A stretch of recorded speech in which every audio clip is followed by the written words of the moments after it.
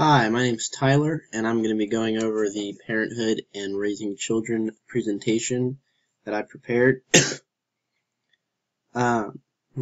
This presentation will be examining the factors that are needed to be considered when you're thinking about being a parent or not.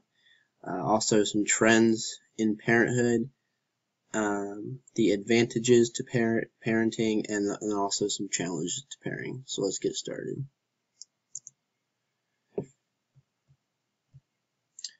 So when looking at to be a parent or to not be a parent, the first thing you got to look at is if you can even have children. Both men and women can be infertile, and so in the face of that, what do? There's several options. You can adopt, and then within that, you have other subcategories. Do you adopt from where you're from? Do you adopt national or international?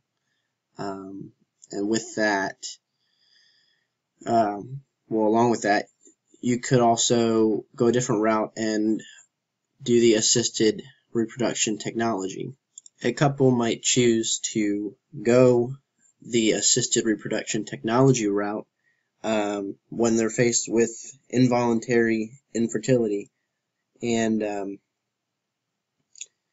when you lose that control over your life plans, they feel helpless, often guilty, and so this is a way to have that child.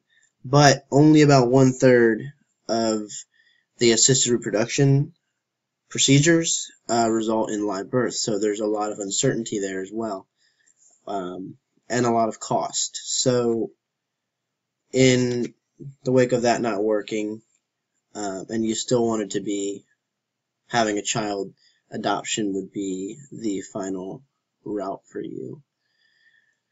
The next thing you need to look at when being a parent is whether you're financially ready or not. Unplanned births, unplanned pregnancies can often financially shake a family, being that they were not ready for it and had not saved for it. Along with possible medical bills to accompany the pregnancy, and there's a lot of just unknowns that can come and a lot of unexpected bills. The next thing is children require a lifelong commitment. It's not it's not a quick thing, obviously. You will have your child for a very long time, and being that children are going to college more so now, they're staying in the home for longer periods of time into their early 20s, sometimes mid-20s, and so you never really stop being a parent. The last thing on here is whether or not to have kids sooner or later, and you would not parent in order to allow for more time for personal development, maturity, patience. You could increase your career, or just take time for yourself to get ready for that. And then, to be a parent and do it sooner, you would just, biologically speaking, have a greater certainty of conception by not waiting.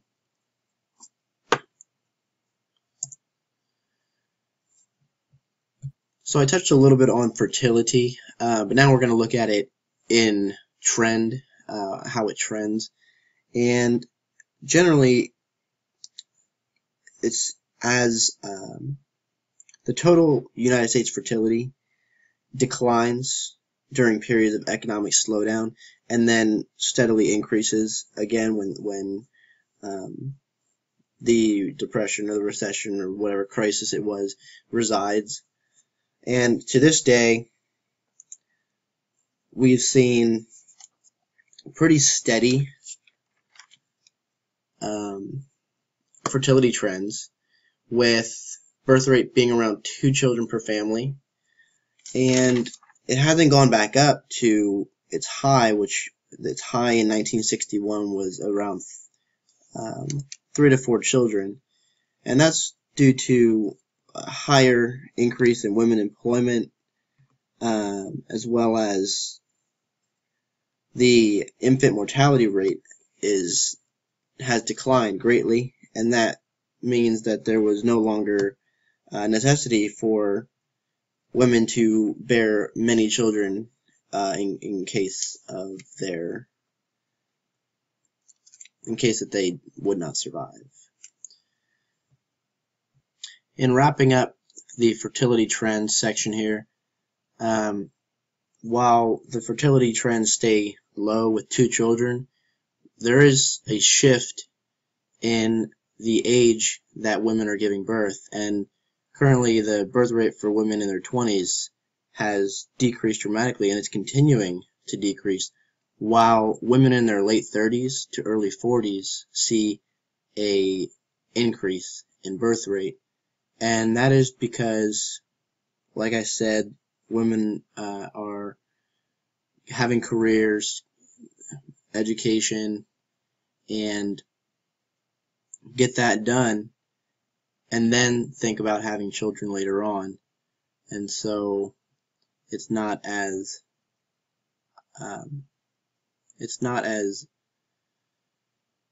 high in birth rate for women in their 20s anymore due to that. So the next thing on here we have is the number of children. One thing that I read was one-child families is continuing to rise, and that makes up 19 to 20% of the families. And this is also because of women's increasing career opportunities and their aspirations, and then just their individual desire to parent in a workplace that can support a parenting role, and then also the high cost of raising a child. Yeah. And then the last thing on here is non-marital births. A lot of, 40% of births are to non-married women. So these women are more so choosing motherhood but not marriage. And this is due to changing societal attitudes. And this is shown through a study done in 2002. 45% of Americans said they felt it was morally alright to have a baby outside of marriage. And now, the up to date in 2012, more than half, with 54%, found that it was morally acceptable to have children outside of marriage. So this societal attitude changing is also changing the number of births outside of a marriage. Moving now to advantages. When you're a parent, you are able to make connections with other parents, children at school, play together, whatever.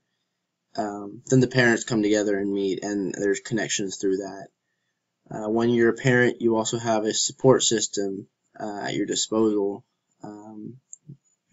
Parents are there for their children, and then at times children can be there for their parents as well. And then lastly, we have my personal touch, which is a free workforce, and my dad always enforced this. But when children become of age and they're can take on responsibility, they should be given that responsibility, such as mowing the yard, doing some dishes, taking out the trash. My dad really put that in me, and so I feel that's something that is an advantage to parents. It was an advantage to him, and so you can include that, and I think it's an alright thing to put on there. And then lastly, when we're looking at challenges to parenting, especially when you become pregnant early on with a child, you have less time for personal accomplishment, and this is obviously more so for women than men, because men don't normally have to stay home. They're not the pregnant ones. Next, there's our children have constant dependency on us, and like I said, it lasts for a long time in their 20s, and so there's a lot of emotional dependency, a lot of economic dependency, and this other challenge, knowing how to raise a child. There's so many books out there, but it's hard to know how to do it right, and so at that point you just got to really depend on the Bible and then God's direction in order to raise your children correctly. But things in that include the discipline, the education, and what extracurriculars they participate in, too many, too little, and just being social. And then the last is the influence that you're going to have on your children. When you're choosing, or when you are a parent, you're constantly influencing your children. So if you have bad eating habits, they're going to have bad eating habits. If you just sit on the couch all day and watch television, they're probably going to sit on the couch and watch television. So we have a direct influence to our child's weight, their eating habits, intellectual abilities, behaviors, and self-esteem. So we influence all that, and so we need to watch ourselves when we're raising our children. And so that wraps up this presentation, and on the next slide here are the references for your records. Thank you.